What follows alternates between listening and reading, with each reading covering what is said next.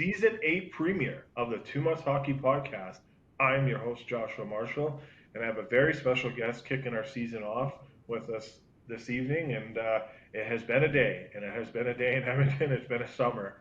But we are very pleased and honored to be joined by the founder of APNA Hockey, Lali Toor. Lali, how's it going? Josh, it's been a great summer, but nice to be back in season. What a day to kick it off. It's actually funny because we've been talking about this for a bit, and then we were like, something might be happening, so let's just wait. And then we waited, and then the day came. So a good friend of ours, actually, is funny because a lot of credit online is going to Dan Powers, which is rightfully so because he had tweeted on Friday, October 6th, baby, it's the day. And he's obviously the founder and co-host of the Empty Netters podcast. So I was chatting with him.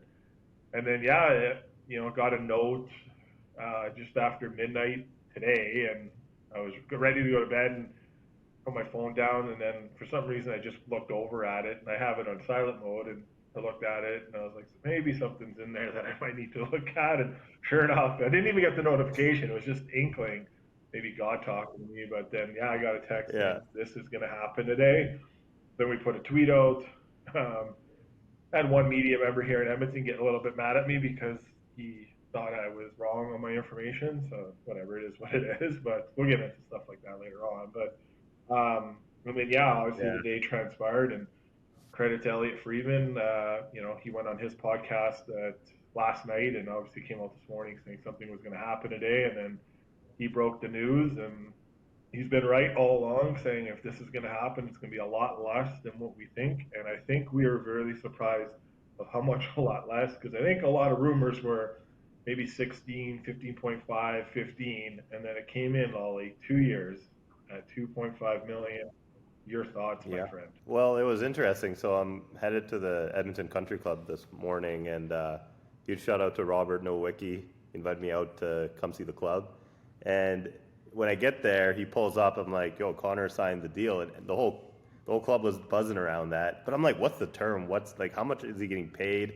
It's great that he signed, but what are the details of this contract, right? Because that's all that matters. And like you said, it was very short term, 2 years, 12 and a half, nothing close to Kaprizov or what he could have gotten, this year or even next year with the cap going up.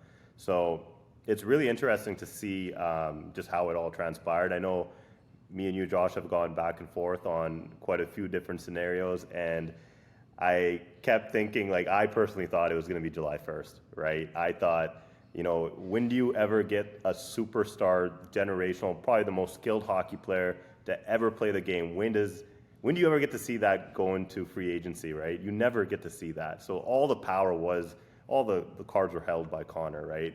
I mean, I could have just imagined, him going July 1st and, either recruiting players, taking less money, recruiting players, free agents to Edmonton, or even just entertaining the other 30 some teams out there, right? I'm pretty sure James Dolan, the owner of the New York Rangers, would have gave him a private jet for, the whole year if he really wanted to. So, it's really cool to see how this all transpired. It's nice to see him stay here. But, Connor got what he wanted, right? He put the ball right back into management side and said, hey, you got 3 years to do this, let's go. And he put a lot of money on the table, right? Well, a lot of money for them to use now. So, Oh, it's crazy, right? You said the cap's going up next year, right? So, in the next 3 years, the expectations, just like how it's always been, is cup or bust, right? So, it's interesting to see what's going to happen. But, what a ride, though, right? The last, since July 1st, it's kind of been a roller coaster. Yeah, it's always, there's never a dull moment in the city. And I don't think we're going to see anything less than that to start the year because they're a bit banged up. They got a defenseman who's played maybe a handful of 20 games in Alex Regula, who's going to start the season. They have another defenseman in Ty Emberson, who has around 100 games played. Those guys are going to be in your opening night lineup.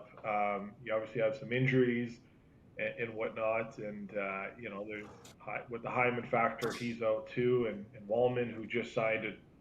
That happened today. It went under the radar, so good 7-year deal for Yeah.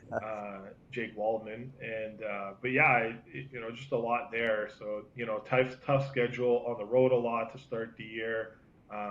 They're not always the greatest team to start the year, but they've kind of done things a bit differently in camp, which can say maybe that will change. That narrative will change, but there's a lot here to unpack, and I think there's some great takes that can be had, and there's some great insight that can be taken in terms of all this. So we'll dive into all that. So before we get into that, we like to thank our sponsor, Tough Dragger Racing.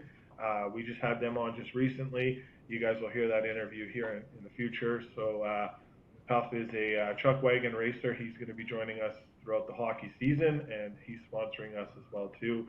So we like to thank him for sponsoring us.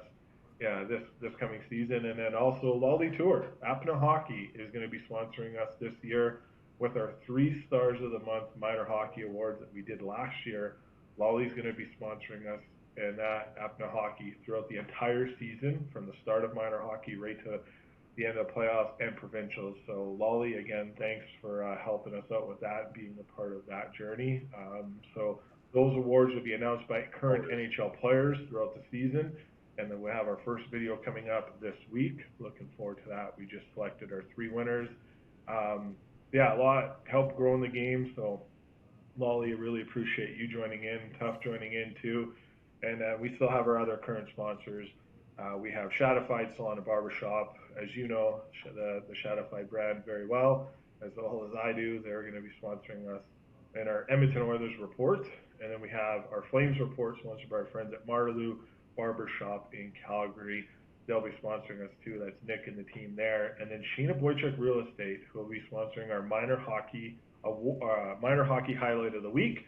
So Sheena Boychuk, Realty by Design, your design approach to real estate. So some amazing sponsors joining us. And then obviously we got Go Auto, ASIM at Go Auto is helping us out too. So if you guys are looking for a vehicle, go see ASIM, give us a call, send us a DM, a text, and let us know, and we'll get you in line with ASIM at Go Auto. So thanks for them for joining in on that. So got all our sponsor stuff out of the way. We'll get through that as we go. So just a bit of a change this year. But back to the deal here, Lali, in terms of my idea, my thought process on it is good for McDavid, good for the Oilers. You could say that is putting other players like Jack Eichel, Kyle Connor, Alex Tuck, the list goes on. There's a lot of guys, Adrian Kempe. This could put a lot of pressure on them, where those managers now will look, Connor took less. Connor took the page out of Crosby's book, where, didn't do the 8.7, but he just continued with the same AAV that he's carried the last 8 years going into year 8 of that deal. And it gives the Oilers a lot less to work with. I'm a union worker in my real job, my day-to-day job.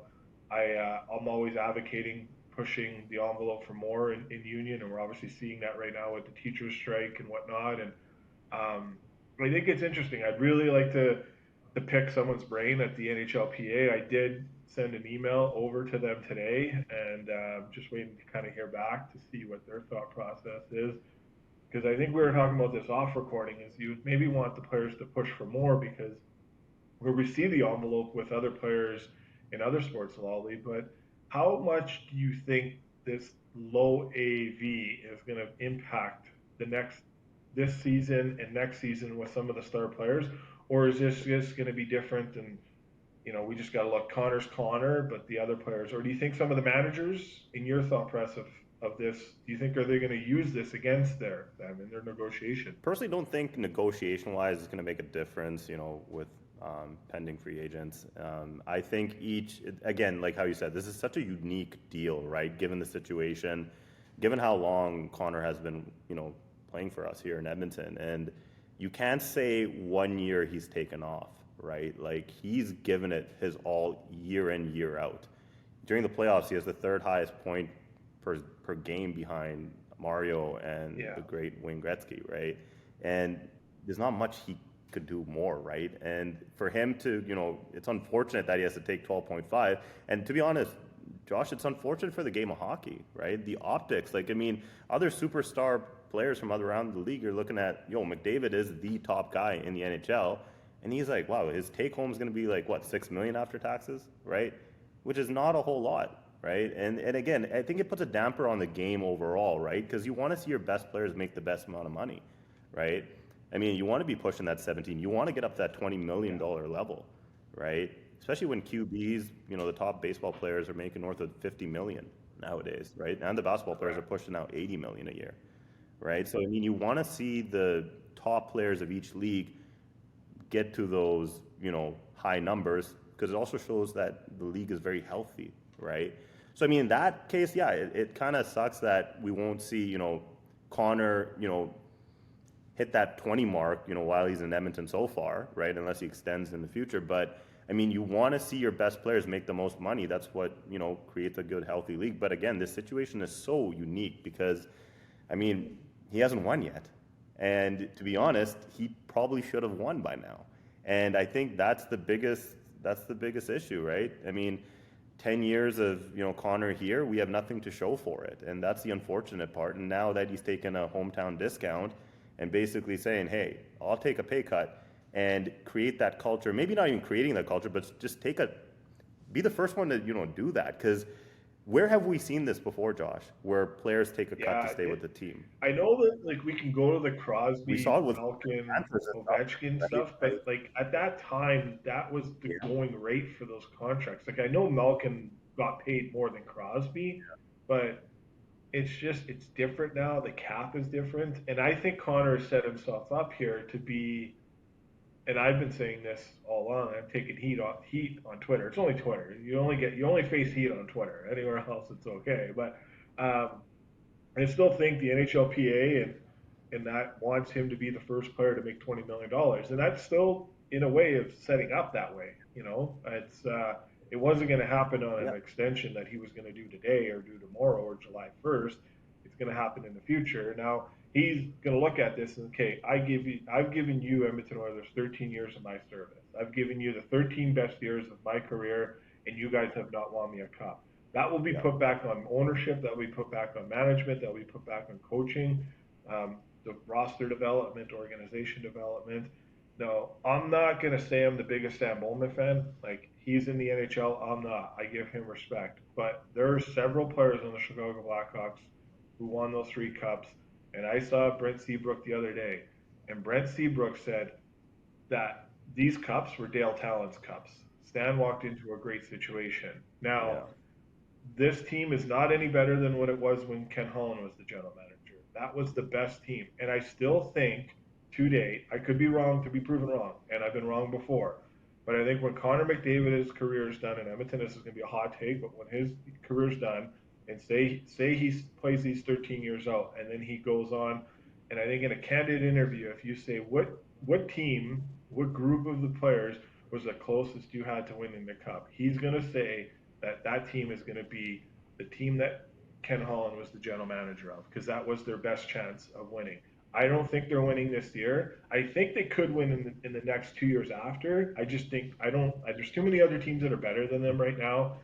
Their goaltending is obviously still a huge question mark. They know it. When you're juggling goaltenders in the playoffs in the Stanley Cup final, it's not a good look. So they're going to have to figure that out. They have a full year to figure that Inexperience. out. But a lot of inexperience right now with the current roster. Yeah, you're going to have, potential 4 rookies make your opening night roster on a rookie. The reason why Leon and Connor want to play is because maybe Connor doesn't want to play with inexperienced players, right? I mean, I read that. I mean, that could be true, right? I mean, there's a lot of inexperience. I mean, there's a lot of players coming in with literally no NHL experience, right? I mean, when you look at the rosters of past, right, with so many good players that were on this team, and I mean, there's been blunders, right? At the end of the day, Josh, like we shouldn't be hiding those blunders, right? Like Broberg and Holloway, those were stuff like that is like if you're a GM in the NHL and that stuff slides, you're fired instantaneously. Like those are blunders that just don't happen. And I think those are fireable offenses, right? So again, there's just been so many blunders, so many, I mean, again, hindsight is always 2020, I understand that, but like those blunders just can't be happening. And that's what creates this mistrust, right? There's a mistrust between, you know, maybe the players and what direction that they want to go with the team compared to what the GM want and the ownership wants to do, right? Or the mismanagement of players. And I think, you know, overall, when we look at, you know, the 10 years of service of Connor McDavid here in Edmonton, it's been mismanagement, right? I mean, the first time we made the Cup final, I probably could have told you we should have made the Cup final maybe a couple when years you're before that. gifted first round right? picks and This top team, 5 picks for multiple years in a row, you should at least have 2 or 3 cups yeah, in your chamber at this point, and he knows that. That's not any news to yeah. him. But yeah. Yep. Hey, and So the biggest thing is the narratives. Right? Like, what kind of narratives do we want to conclude with, right? Like, I think it always comes to narratives, right? It's between the owner and the star player, right? What kind of narrative is Connor creating? And it's like, hey, I gave it my all. I even gave a hometown discount. yeah, Let's see what we can do, right? That's why I think the narrative, if it doesn't win a cup, it'll be mostly like Connor did everything he could, right? Management kind of messed it up, ownership, whatever the case may be, but there was gaps because this player gave it his all, you know, over the contract of his career with the Edmonton Oilers, but we were just not able to, you know, aid that. And I think that just comes down to management, right? So at the end of the day, like this whole even the 2 years, right? Like it's just so much pressure, right? It could have been a 4, it could have been an 8. You know, obviously Oilers fans wanted a long-term contract, but at what point, Josh, you have to put the pressure on management eventually, right? And that's why I thought July 1 would be like, you know, July 1 basically meant Connor would have full control of what he wanted to do, whether it be reconstruct the roster here in Edmonton, go to another team. There was so many options July 1st. So that's why I was pretty sold on him signing July 1st. But the next best thing is taking less money short term, which he pretty he much did today. I would say he still has one foot out the door in a way because it would be easy to move this contract as the cap goes up as time goes on. If they considerably regress, you know, where they get eliminated in the first round and he comes back the following year and it's another thing and he's in his last year, it's like, okay, well then the conversation will change and you know we'll be right back to square one. These things happen pretty quick. There's a lot to unpack because I think personally not confirmed. Like obviously we have a source within the organization, but this take is just my own. I think he faced a lot of pressure over the weekend to get something done. I don't run a business. This podcast, I guess you could say, is somewhat a business, but it's more of a hobby. But anyone that runs businesses that I know, like big businesses, and Lali, your family's in big businesses. You guys got a lot of things in the cooker, and you guys continue to grow. But I think uncertainty in any business is not good, and I think that would play to the factor on the management side. I could see Daryl Cates being like, hey, you know, we are this big organization. We're over $2 billion. We've been successful. Having uncertainty, I don't need sponsors coming down my throat every day. Hey, is he signing? Is he not signing? Is it going to happen before the season starts? Is it not? I think there was some pressure put on. I think the easiest thing Connor did was to do what he did because he said in the summer if he figured that there's a path forward to win and he thinks he can win multiple years in a row, he would sign. You don't have any of your current goaltenders aren't extended any past this season. So it would be a weird thing for him to think, hey, like he hasn't spoken this. By the time this podcast drops, he'll already have some comments are out there. But I would be interesting to hear what he has to say because where did the ball change? And he's only the one that can answer that. It's because if I'm sitting there and I'm saying, hey, if I could see a path forward to change and winning multiple years in Edmonton, I would do it. I just don't know if that does the same thing when you look at the other shoe in the foot. You're like, you don't have any goal. You have no goalie depth in your organization, and the goaltenders, the 3 goalies that are on NHL contracts you have, are all UFAs at the end of the year, and they'll have like uncertainty around them going forward, right? So like Stuart Skinner's lost all this weight. I've been waving the Stuart Skinner bandwagon. I think that's the main hate I get from Oilers fans is how much we support Stuart Skinner. But I don't know. It's just my thoughts process, and I don't know, rambling on here, but I don't know, like, yeah. No, I mean, like, it's, you got to digest it all. Like, I mean, the half foot in, half foot out, forced to kind of, do the deal, a lot of pressure from ownership. I mean, that happens, right? But at the same time, it's like, um, what are you supposed to do? Like, I mean, if he didn't Oh, sign, 100. this would have been a circus for the rest of the year.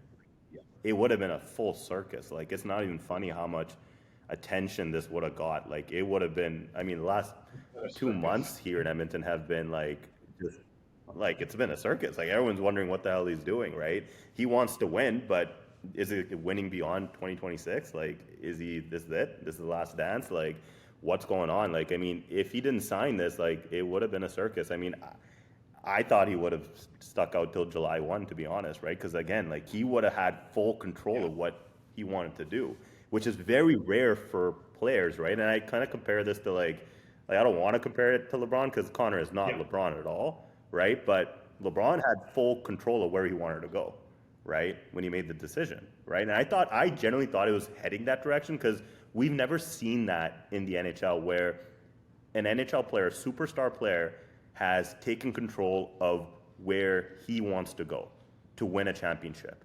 And that's what we saw with LeBron because it wasn't working out in Cleveland. And I genuinely thought it was trending that way Yeah, with and I Connor, did too, because with I here in thought Edmonton. I was on record on our podcast account saying I think Tampa Bay was the best option for him, just the way they were set up, cap wise, state tax wise. He won with Cooper at the Four Nations. There's a chance he could win with Cooper at the Olympics.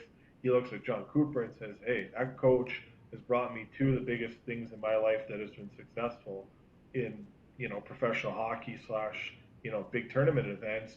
Why can I not think I can't win with him as a head coach in the NHL?" But obviously he signed, and again, that was my comments, that was my take, reading the situation after his interview with Kyle Bacossis and Elliot Freeman. Obviously proven to be wrong. He resigned. Full disclosure on that. I got no problems admitting when I'm wrong. Like when I'll come out on here. Neither do I. I'll, That's the beauty. When you're wrong, you're wrong. You Correct. accept Yeah, and it, but I'm you learn not from ever it, going to be right? I right on mean, everything. that's all you What do. I will defend, we've been on this No. podcast, we've been right about more Oilers things in the last 13 months than anyone in the city. Like anyone. Like so that is Yeah. it's just facts. I don't know where any of these other guys have gotten anything right. We've gotten a lot right in the last, like most recent before this. We announced the Chris Knobloch contract extension was closing in. Next day it happened. So it's like, but whatever, it is what it is. You're gonna get Yeah. hate because you're successful or people.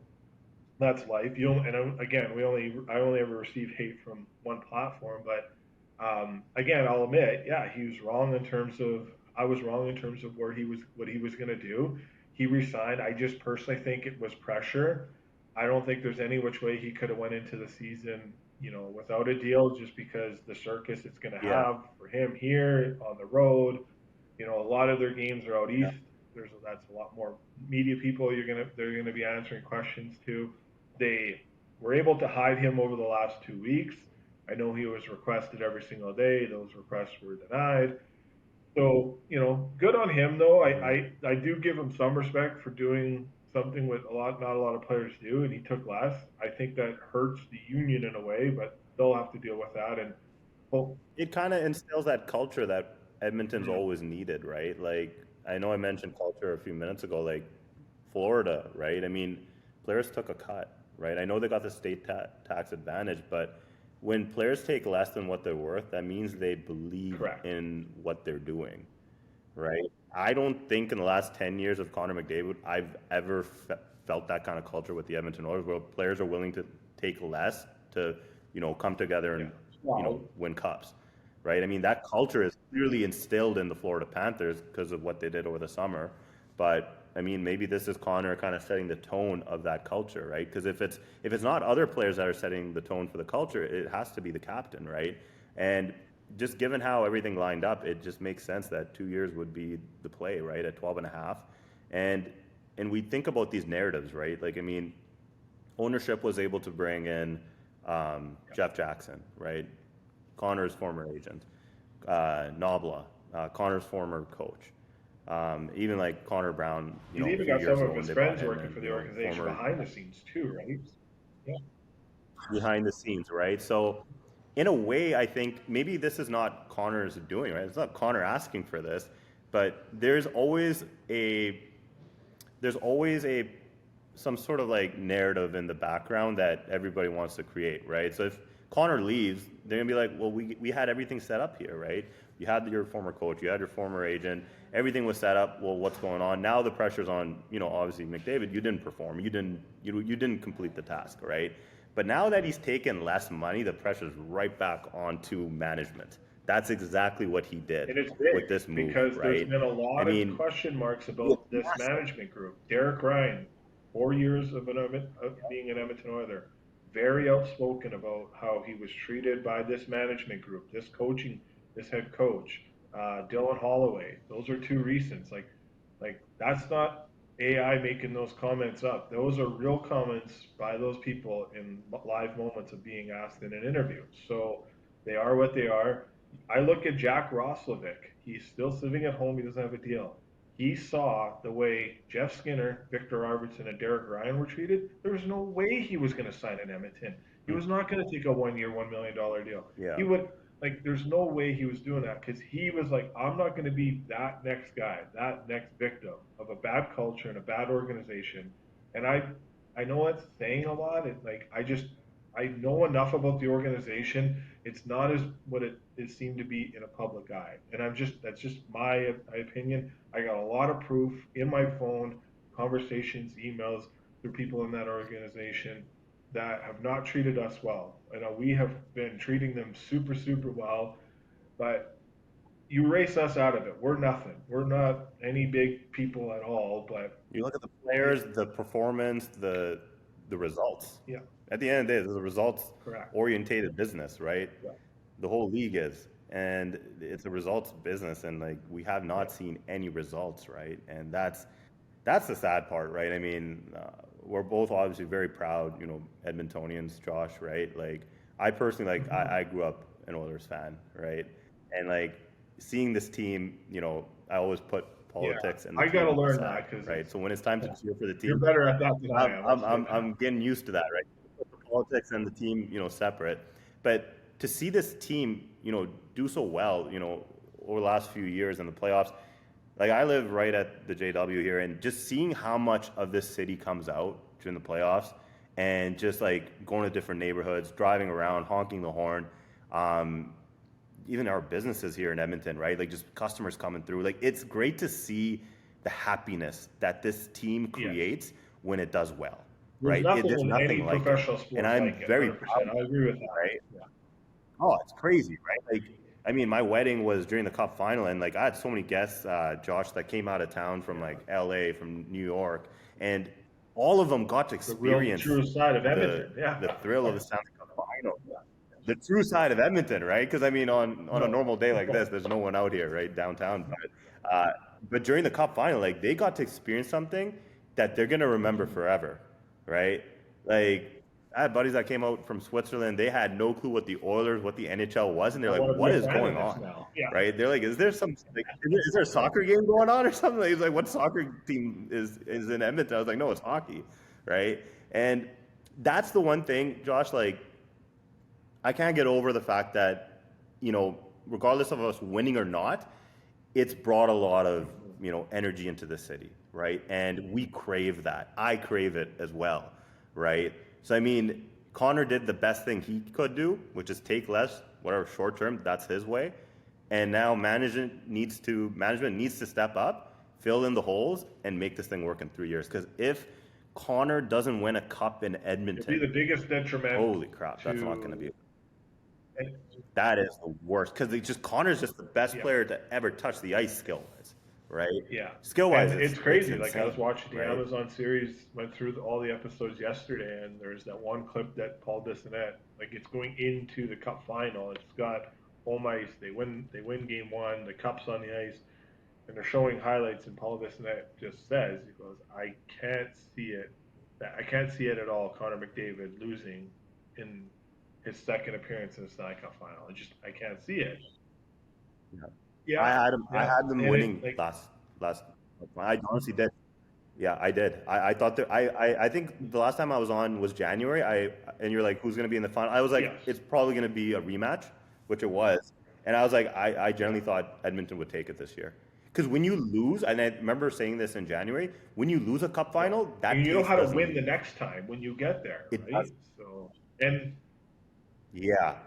But the thing is, like Florida, it they just, picked it up was not Marchand, even and like, close. man, he Like was a the beast. He was time a led beast in the during the series was playoffs. night and day, right? So, um, Yeah, no, Hyman it getting didn't. injured It didn't help didn't at either, all. right? I But mean, you know, in Hyman. that series, you see what Kachuk was going through. You see what other guys are going through. And hey, man, like I put it on Yeah, social media because we have the clip there. But I personally think they're going to miss a guy like Corey Perry. Not saying you could find that replacement as time goes on throughout the year. I don't think they currently have that guy in the room right now, but it'll come. They'll find hmm something will pop up before, the March 6th trade deadline or at that time to bring that person in or that player in because you need that kind of type of player. One thing a player said to me the other day, an NHL player, I was talking to him, and I just on the Amazon thing. He goes, one thing that he goes, I don't get because there's this other clip of McDavid losing it after Game 6 that hasn't been made public, and there's still a lot of talk about it. Empty Netters talked about it. 32 Thoughts talked about it. I've been able to see the video, but it's not been made public. But it's a tough video to watch because it's like you see what Connor did last year in the Amazon series, and then you see this part, and you're like, man, that is like you can't remember a player kind of doing that. And if you're gonna put those players in the same conversation, the McDavids and the Crosbys, maybe Crosby had moments like that before these behind the scenes videos were on, but it just we've never seen it. You've ever heard about it. He just kind of carries himself another way. And I think Connor just holds so much pressure in the city, in this market to win. And the one thing he just wants to win is the Stanley yeah, Cup. And it would just be weird for him not to win it. History of the game, we've been saying this forever on our podcast, history shows players like him win cups where they're drafted and developed. And I don't know what else to say. Like, yeah, they have to win in the next 3 years or yeah, he is gone. And the reality of it is his agent and Austin Matthews have this, like Connor and Austin have the same agent, Judd Moldaver. Both their contracts expire at the same time now. They've lined those contracts up. Do they go together? Do they go to somewhere else? Do they go to LA? I don't know. Are they a package deal because they got the same agent or because they don't win in their markets. Like, I don't think Edmonton's better than they were last year. I definitely don't think Toronto's better than when they were last year. And I'm a Leaf fan, but I don't think Toronto's any better than they were last year. You lost a 100-point player and you didn't replace them, like in Mitch Marner. But the nothing, pressure's on in right? Edmonton, For as you nothing. say. Yeah. And that's not. I mean, like Marner leaving. I mean, you don't want a situation No. like that, like ever, right? Like that's like the worst case scenario, right? Losing a superstar player for nothing. And I mean, kudos to Vegas, right? Vegas always gets, good players but that's also the Correct. culture that they've instilled in their organization. I've gotten to know some of the owners of that organization and Josh, like it's night and day, right? Everything's very transparent, everything's by the book. Everything is done with um, just motivation to win. Every little detail of them, they want to Yeah. go after it every single year, right? It's not like taking a year off or taking a back seat. It doesn't exist in their They're in the room for vocabulary. Carter Like Hart they want to because go after it get year, they want right? wins. They're going I after don't know Carter what's going Hart to too, happen. right? Nothing's Like, going to happen yeah, there, but they're like, if we have one good goalie, why not add another good goalie? And why not? Yeah, why not more, right? Like they're always hungry, right? That's what I love about Vegas. Ever since they entered the league, obviously they went to the Cup final the first year, and like I think it's yeah, that the misfits, all the players that were kind of sent to that team that were kind of given up on, that culture stayed with the Golden Knights, and being the outcasts and being the players that no one yeah, cared about, right? And man, I mean, in 6 years they won a Stanley Cup, right? And each year they're yeah, gunning for a cup every year, right? It's not even a question about that. So I mean, that comes down again, yeah, management, how you treat people, right? How you treat players, how you treat staff, how you treat community, how you treat people around you, right? I mean, that comes down to a lot of different things. And I've been fortunate enough to work with lots of different organizations, in the NHL, and each one is very, to their own and what they do, right? And like just seeing, certain organizations, take it to another level, not only on community, yeah, but like with the players too, right? I think culture, like Josh, I think culture is You the have biggest thing to. you got to create, right? It doesn't matter if it's the talent or anything. You got to build a good culture within your organization. And I've been saying this, since starting up in hockey. Like I did my MBA. Like any kind of successful businesses, Fortune 500 companies, it all starts with the CEO and the tone that they set at the top Yeah. on what they want to do, right? So, we got 3 years now with McDavid, right? I mean, I really hope, Daryl and the entire organization, the management team can execute, right? In 3 years, we need to see Yeah. at least a cup, right? Like the pressure's on. And you know what? It's a great time Oh to yeah. watch Yeah. Edmonton Oilers hockey. It's I'm not gonna lie. and It's I'm awesome. very biased Yeah. towards this, and we'll change gears to the Calgary Flames. And this will be our Calgary Flames report, sponsored by our Yeah. friends at Marterloo Barbershop in Calgary. Tell Nick and his team that the 2 Months podcast sent you. But obviously, I'm very biased. We have a media pass with the Flames going on year 3 that we've had it. But last year, when they traded to get Joel Farabee and Morgan Frost, Craig Conroy, the general manager and the head of DP communications, Peter Hanlon, at the time, that's what his role. Now he's the assistant general manager. But those two guys got on a private jet and flew to Philadelphia to pick the new 2 players up and fly back with them. You never hear that. That does not happen a lot. That is a very rare situation. And Hmm. then there's been multiple charity events where maybe this is common. I haven't really seen it a lot, but like Ryan Huska, Craig Conroy, showing up to the charity events that their players are a part of on off days, what they're doing, how they're supporting back into the community, and the Flames Foundation is an amazing foundation. The Flames alumni is very strong because it's a culture built inside that organization, and the same thing goes down to the Hitmen, goes down to the Stampeders, the Roughnecks. It's all one umbrella, where it's just a great culture. So obviously, great news today in terms of who made the roster. Obviously, we're hoping the best for Jonathan Huberdeau, Martin Prospicel. They're day to day from what it sounds like, but Zane Perek, Lali, changes his number from 89 to 19. He will be in the opening day roster and the opening day lineup. Um, for that point, how excited are you to see him, crack this NHL roster off the hop and be in his first full season in the National Hockey League, and the voice and the face of growing this game with South Asian kids and other kids of color too. Like he's such a good player and such a good kid too, isn't he? Yeah. No, just like one of the best guys I've met, that had been at that elite level growing up, right? We got to spend some time with him 3 years ago with Anthony Stewart at the Hockey Quality South Asian Summit. And yeah, he was just a skinny little kid that I didn't, just around the rink, I didn't think much of him. But until Anthony's like, yo, this guy's like unreal on the ice. You just see how smart he is, cerebral, his skating, his puck handling.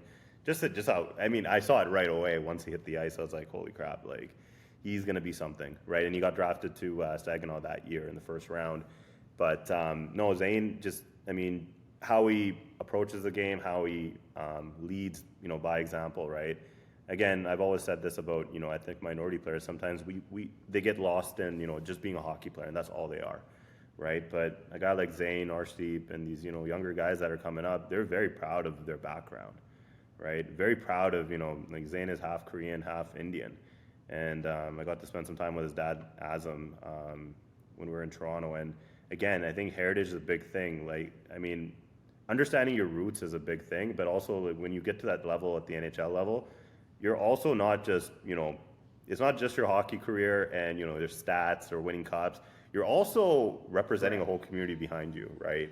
And I think that's the aspect, obviously, that's our bread and butter with APNA hockey is, right, South Asian focused, trying to grow the game. But like we've always been wondering like who's going to be the next big superstar player, right? Like that's from our community, and like Zane is right up there when it comes to top end talent. Would you put him in the I mean, what he did in category the of OHL the was like, Jackson McComb, the Lane Hudson type? Do you think he can get to that point too as a player? Yeah, yeah, yeah, he's right in that, right? I mean, he's fitting into that mold where it's like elite scoring defenseman, right? And if he ends up being that, I mean, he's already going to go down as one of the best South Asian hockey players to ever play the game, right? And again, the shots that he'll get with the Flames, again, like that's when you mentioned culture and like respect and treating players with respect. I mean I've worked with the Calgary Flames. They are one of the best people I've worked with in the league. And knowing that Zane, got drafted there, I instantly thought, I was like, wow, this is amazing to have him not only here in Alberta, close to us so we can watch him, right? Anytime that he's up here in Edmonton, but like we're also in the same division, right? So he's going against, top players like Connor and stuff. Like it's going to be fun to watch him. But like, again, very happy to see that an organization that pushes growing the game and really stands behind, growing the game in different communities, treating different community members with respect, equally. It's great to see the Flames, have a player like that. And Kevin Ball, who's half South Asian as well, right? And, to have those two defensemen, it's funny, Josh, like I have a whole roster. Obviously, but we're going to talk about later about Team India, but this roster is insane. Like if it ever comes to fruition, it's crazy. Like you'll see sure. India. That is a very passionate for you on that. So, what about collaboration stuff with him? Is it something that you guys are eager to do in the sides? I know you guys have done stuff in the past with some other artists and other athletes, but in terms of him with the APNA brand now, it's a great thing. It's obviously was a huge success in Calgary last year. I would assume. I actually should have been wearing this instead. I'm wearing Wayne's Gretzky OVO. I know. My friend Sean McTavish gave me some of this from Ty Gretzky. He helps out with the hockey school. I'm a big. I mean, the reason why I played was because of Wayne Gretzky. So I mean, I'm always rocking 99 whenever I can, right? Maybe I should. It's actually upstairs. I should have wore the Up in the Flames collab because that was a really cool collab, right? I mean, I think when you look at growing the game, we always naturally think about the ice right away, right? I mean, and I guess I'll talk about kind of the brand, right? I mean, about a year ago, I ended up trademarking the word APNA because it meant so much to me. And for the listeners that don't know what APNA means in the languages of South Asia, it means our. So APNA hockey actually translates to our hockey. So that word APNA is a 4-letter word that just meant so much to me growing up because I never saw APNA. APNA means our people. I didn't see him at the rinks. I didn't see him, playing hockey. Behind the bench, coaches. I didn't see anyone, right? So that's where it comes from, right? It's curiosity. And so like when I trademarked it and thought of this idea, I was at the All-Star Weekend in Toronto, and there was a collaboration between Mitchell Ness and Two Black Guys, which is a black-owned clothing company from Toronto, and they actually did a collaboration with the Maple Leafs that weekend. And it's a cool collaboration where, like, they had former black athletes that played for the Toronto Maple Leafs, guys like Wayne Simmons, Mark Frazier, who was kind of like the architect of this collab. Grant Fuhr came out for it.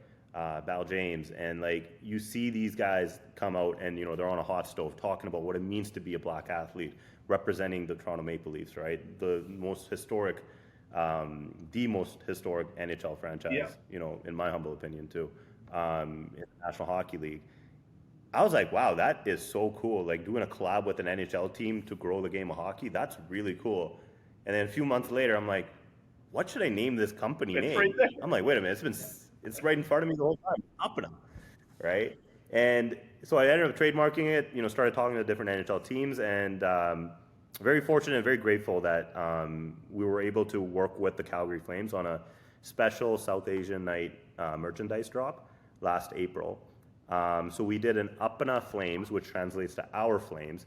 And the pitch behind the brand is, again, growing the game, growing the fan base. Because when you're a new South Asian that's moved to Calgary, and you might not know what hockey or anything is, and like Canada is basically you're coming in and you don't know a whole lot, and you want to kind of integrate into the culture of Calgary, right? I mean, I think, integrating into Calgary culture, I think, one avenue is the Calgary Flames, right?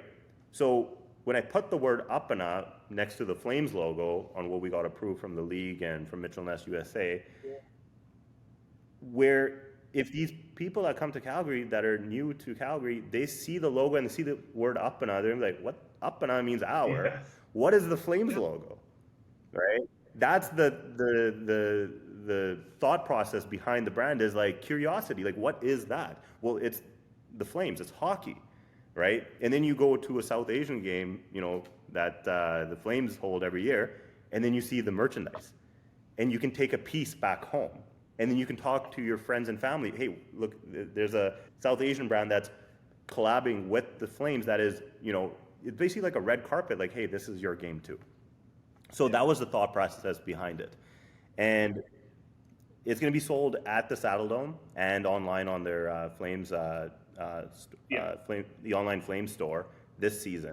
So you can get the hoodie, you can get the tee, and we're working with different NHL teams. I got some meetings lined up the next couple of weeks with a few different NHL teams to maybe collaborate on more stuff, right? Maybe a hat, maybe a sweatshirt, right? How can we grow the game of hockey not only just on the ice but also as fans, right? Because my dad never played hockey, never, even when he got here, he never played. He was 18 when he got here. He was on the ice a little bit, but didn't obviously pick it up that quick. But he loved the game, right? So to grow the game, not necessarily has to be on the ice. It can be off the ice as well, through merchandise, different ways to connect to, our community.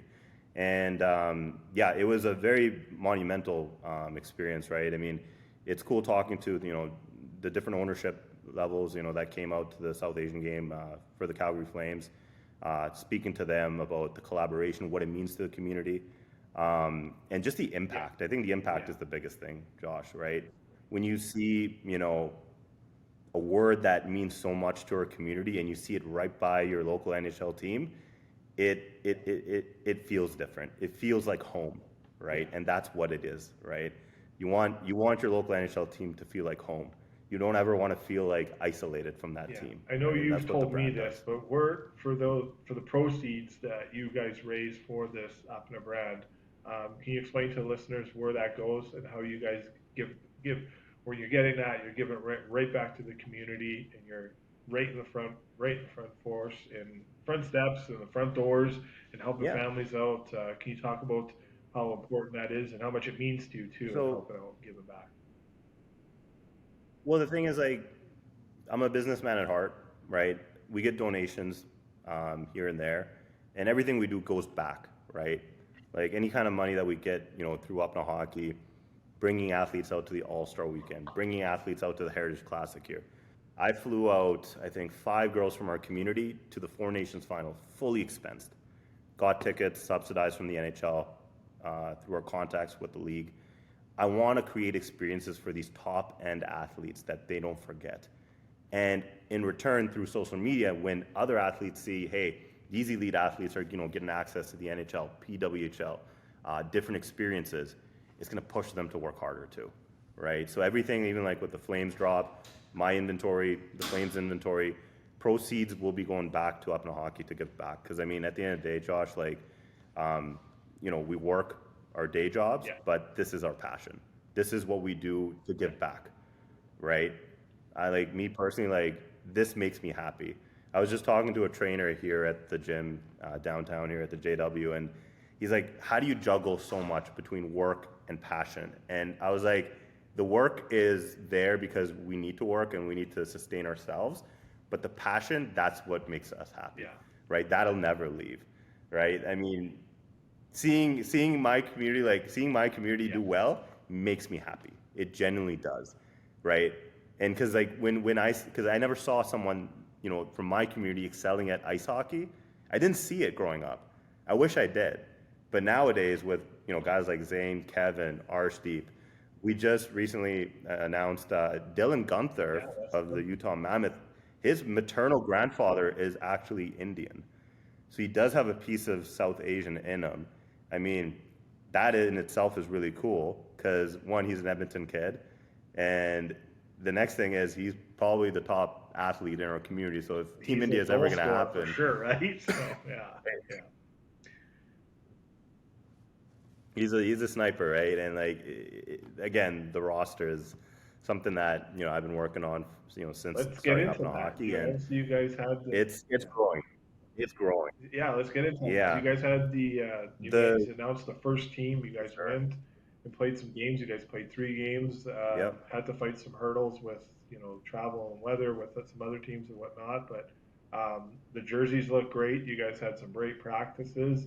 Can you talk about the selection process of this current team that you just had and the future of what you guys are going to do with Team Yeah. India and the goal to put them in front of Olympic hockey here? Yeah, and I think Josh, like it's been kind of a transition year for me too, right? Like, I think with so many people in our community, like I've seen such a massive growth in just kids playing hockey between 8 years ago when we first started to now, and there's so many good people in our community aiding those kids that are helping out with hockey development, right? You see that, and it's great to see that more kids are getting involved. Guys like Justin Rye, right? I mean, I've got to give Justin Rye a shout out. I've never met Justin Rye. A lot of the guys on Team India that we brought out to Miami know him personally. Played for University of Maine, UBC, and he's the founder of Kaivo Hockey. I mean, he's training guys like Bedard, Celebrini, Arshdeep over the summer. George Arcaro's on the ice with him, and like just to know that we have someone in the skill development side at that elite level, right? For me personally, just putting the pieces together for Team India, it's great to see a guy like Justin Rye, pushing the envelope when it comes to training the elite of the elite, right? And knowing that someone in our community is able to, do that kind of work. But yeah, back to your point with Team India, like our trajectory for APNA hockey, like when I first started APNA hockey, I was always astonished at how many players were playing at an elite level. And to me, 8 years ago, that was like WHL, right? I was like, wow, there's so many guys playing WHL. There's a few girls playing, U Sports. I think two were, and then one was NCAA, but not a whole lot of girls. Fast forward 8 years, it's a whole other story. So this summer, we actually had an opportunity to bring Team India, the heritage version. So by heritage, I mean players have lineage from India, whether it be their parents being born there, their grandparents, or their great-grandparents.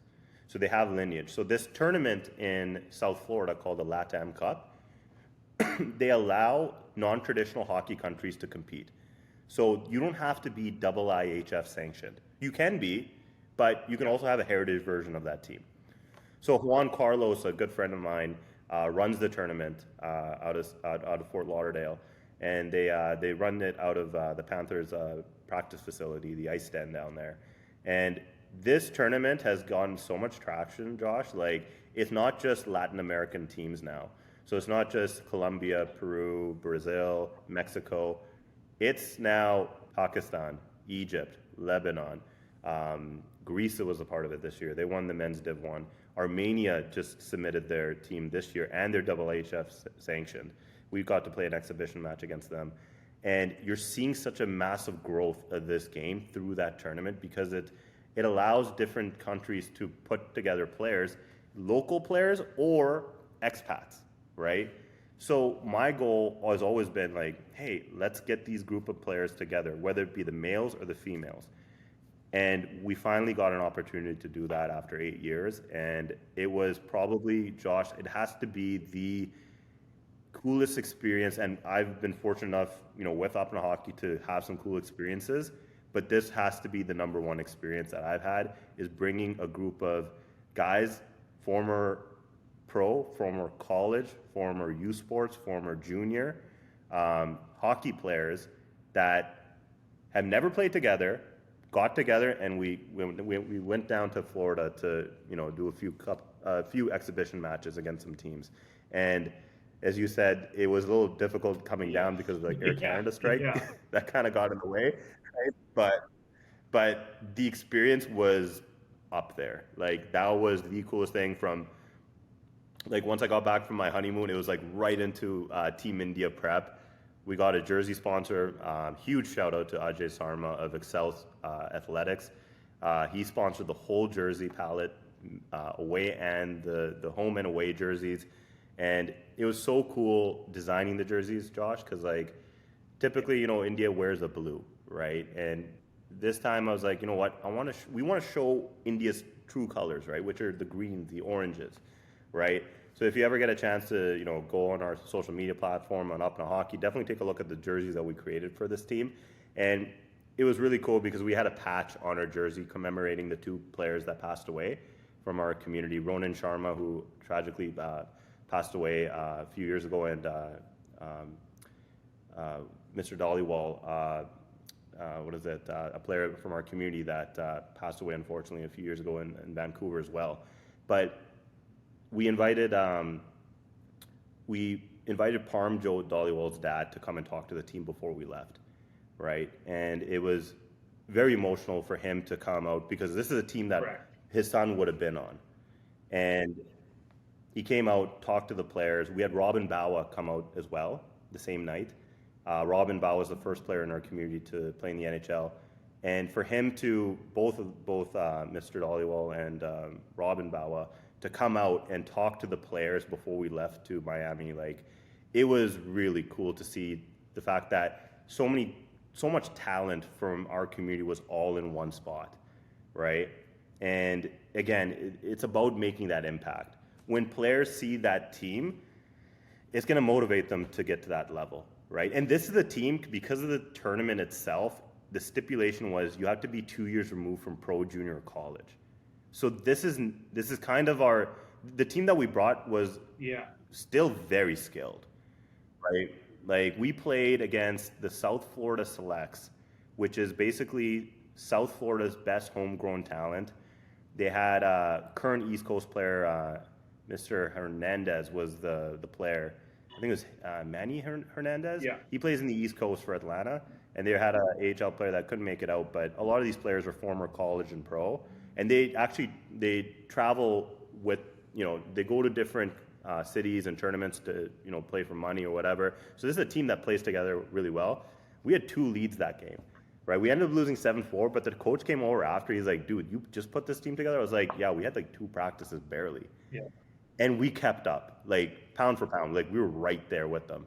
So, again, it just shows you how much talent, and I think that's the overarching thing is, like, I want to showcase how much talent our community has, right? And if we can ever bring it to a global level, that's the main dance we want to be at. It goes back to kind of that, TSN documentary, Breaking Barriers, right? And doing that, and how much that project means to you too. And I just think what you're creating is such a great environment, and it's such a positive environment, and it's such a great culture. It's very passionate. You could tell the passion you have behind it, because this has been in the works for quite some time, and there's a lot going on in terms of where you focus energy to, and the fact that you were able to focus some great energy into this, and everything was a success in terms of it, where it's going to blossom into more things down the road. And these are memories that all those players will have for the rest of their lives, too. And I was just going to. They're already asking when the next tournament is. Opportunity, right? So. I mean, I'm talking to Team Puerto Rico, and their main, the head person that runs their program, and they invited us to be a part of the Challenger Series. The Challenger Series is basically like LATAM is it allows elite talent, but there's stipulations on what kind of talent is allowed to play in the tournament. Whereas the Challenger Series is a little less stringent on what they require. So we can have players show up that possibly currently play, current pros. So there's a group, I think it's Lebanon, Greece, Puerto Rico, Jamaica's a big team that's a part of that, and we'd love to have a team again, play against Jamaica, because of just the talent that they have. From a lot of the players are from the Greater Toronto area, Jamaican Canadians, and the talent on Jamaica is like, I mean, you're going to see Jamaica at the Olympics one day in ice hockey. You will see that.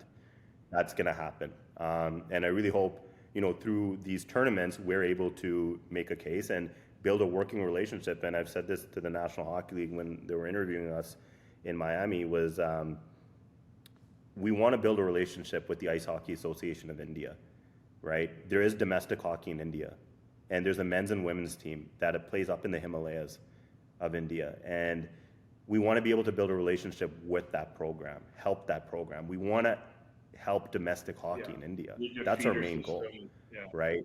But sometimes these countries that develop a little slower than other countries, and I've had conversations with Bob Nicholson about the Swiss, the Italian program, how it was founded by Americans and Canadians that were playing overseas, gained citizenship, and you see it with the South Korean team of past and Pyeongchang Olympics.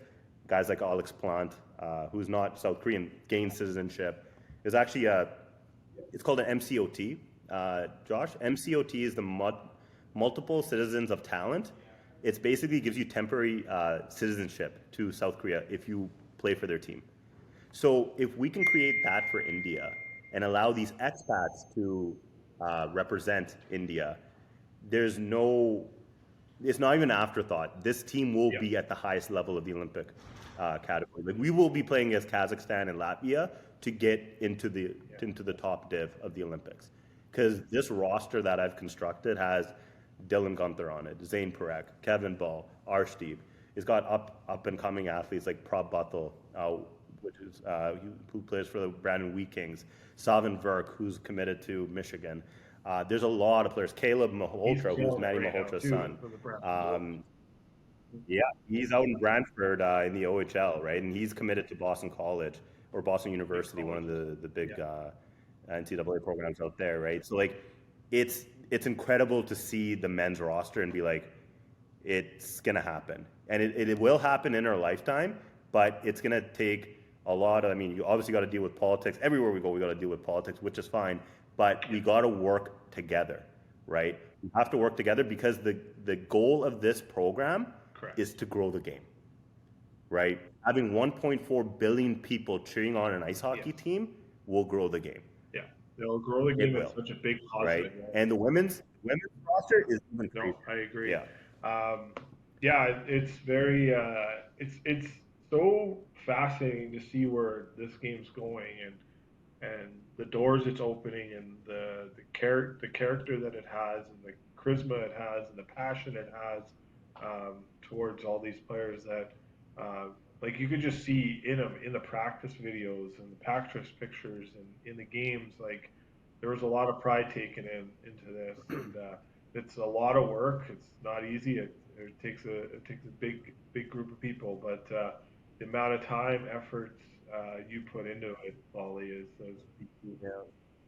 Speaking of a big group, I mean, this is an open invite. Like I did the whole trip by myself down to Miami, constructed the roster, everything, funding. I mean, we had a lot of help from a lot of good people. I mean, hey, if anybody wants to come out and help me out with this stuff, hey, it's open invite. Because I'm talking to a few people. I would love to create a team because it's a lot of work, Josh, right? I mean, getting that team down to Miami was a lot of work. We did it in about a month and a half time, raised some money, but it was a lot of work, right? So, I mean, the door's always open to work with good people with my organization, right? We have some meetings with Kush Sidhu. Kush Sidhu is actually one of the first South Asian NCAA coaches. Okay. He coaches women's hockey. So he's actually quite decorated. We have a meeting with him this week. Connected with him a couple of weeks ago. He actually won the NCAA championship back in the early 90s for Northwestern. And it's crazy to think like a person from our community who was born in the United States, was born in, I think, India, came to the United States, New York City when he was 1 year old, moved to Montreal, fell in love with hockey, and now he's the founder of the JWHL, the Junior Women's Hockey League, and he's the founder of the Washington Pride.